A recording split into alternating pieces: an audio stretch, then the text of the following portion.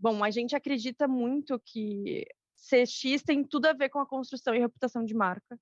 Uma coisa não tem como estar descolada da outra, porque a experiência do nosso consumidor é o que vai fazer ele ficar aqui ou não, é o que ele vai fazer ir para o vizinho ou não, e aí acho que está muito dentro do que o Yuri estava falando em relação à ROI, né? Tipo, é o investimento que a gente faz, o retorno que a gente tem. O NPS tem muito a ver com construção e reputação de marca, o CSAT tem a ver com isso também. Então, querendo ou não, CX e marca é uma coisa completamente uma ligada na outra. E aí, quando a gente fala sobre a FOM mesmo, que eu até comentei no início da conversa, a gente é uma marca de varejo, a gente vem do varejo tradicional, offline, quando nem se existia esse termo de CX, CX, como é que é isso, a gente entendia que tinha uma experiência de venda e que tinha o encantamento do cliente, talvez esse era o termo, inclusive, no período há 20 anos atrás, já que a FOM tem essa idade.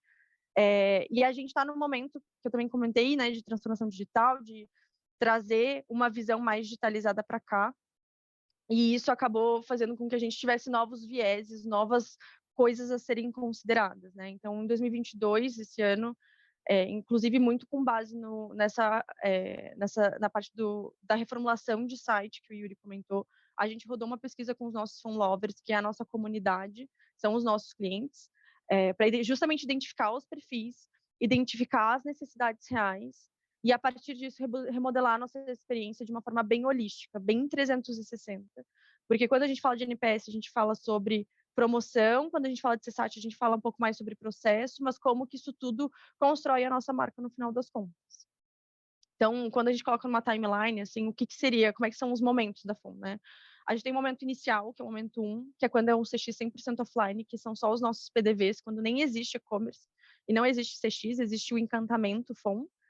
Tem o momento 2, que é quando a gente começa a ter uma estratégia híbrida com o surgimento do nosso e-commerce, que tem quantos anos, Yuri? Uns 6, 7 anos? Por aí. Mas que também era de uma maneira muito tímida, a gente não via ele como um canal principal. A gente tem um momento atual, que é a nossa construção digital de fato, que é quando a gente entende que a gente tem que ter a mesma experiência no offline, que é o que encanta o nosso cliente, onde a gente tem a maior parte de fluxo, também no site. Então, como é que o cliente que vai no offline vai ter a mesma experiência no online, sem se desapontar, sem ter qualquer tipo de frustração? E é complexo, isso é uma grande complexidade, porque é uma relação digitalizada, né? Não tem a empatia gerada por um vendedor ou pelo nosso gerente. E a gente tem um momento futuro que ele está muito próximo, que é, inclusive, incluir as nossas franquias, que nós somos uma empresa com franquias, né? Boa parte das nossas lojas são franquias. E aí a gente tem 3 canais diferentes. E aí a gente tem até o CX, que é dos nossos franqueados. São expectativas diferentes do nosso Ixi, e consumidor final. aí? É um Que desafio gigante aí, né? é um desafio Treinamento, a gigante. capacitação de todo mundo alinhado com Sim, a missão da empresa, né? E, exatamente. E mais uau, ainda, né, Daniel, quando a gente fala disso, né, que a Antonella está comentando, né, é quando a gente entra até na questão do omnichannel também, né?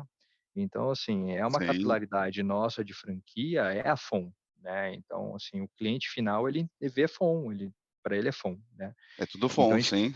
é tudo FOM. Então, a tecnologia tem que estar embarcada assim, muito dentro, e é esse processo tecnológico que a gente está desenvolvendo aqui dentro, para que a jornada do cliente seja completa em qualquer canal, né? Então, acho que esse é o nosso grande desafio futuro agora, né? Sim, não, Pessoal, isso e não é mesmo. pequeno aí, né? Imagino que não é pequeno. Eu acompanhei aqui, Não.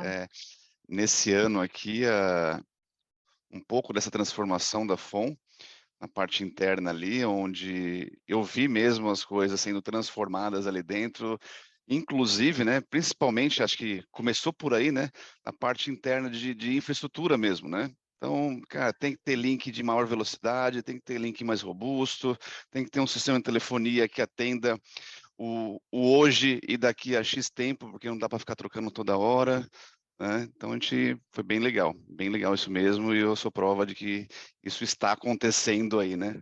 Igual eu Que bom. falo sempre, trocando a turbina em pleno voo, né. Então, É isso. A gente usa bastante CSAT, como eu falei, né, olhando coisas mais a curto prazo e mais relacionadas ao que a gente pode fazer agora de melhoria. O NPS para a construção de marca como um todo, e aí pode ser tanto transacional quanto relacional.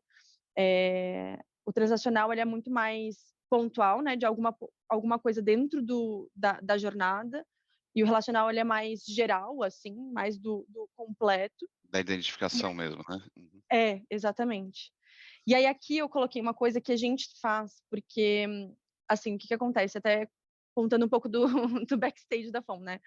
A gente tem total controle hoje do atendimento ao nosso consumidor no offline, e no online a gente ainda depende de um terceirista. Então, parte do nosso atendimento fica com ele.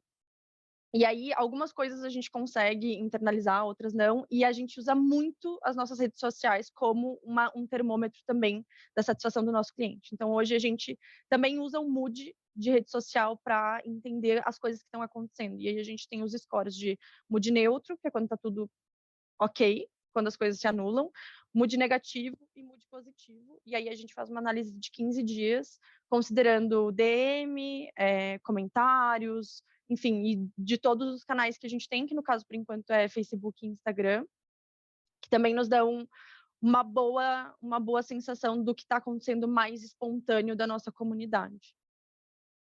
E bom, né, como eu falei algumas vezes, a FON é uma marca de 20 anos, mas que a gente entende muito a necessidade de ouvir o nosso cliente, aprender com isso e como que a gente coloca em prática para melhorar. E a gente se adapta muito a novas realidades, a gente se adapta muito aos novos momentos de mercado, aos momentos de marca mesmo. E eu acho que é isso que faz a gente perdurar por tanto tempo com uma experiência tão concisa, mesmo que a gente esteja em período de adaptação. Assim, quem é fun lover realmente não larga a gente de mão, digamos assim. Realmente, quando a gente fala que é fun lover é porque é uma comunidade muito fiel mesmo. E passa de geração, assim, é a mãe que compra, depois é a filha, e aí a filha tem filhos, e aí vai passando, assim, é uma relação bem interessante.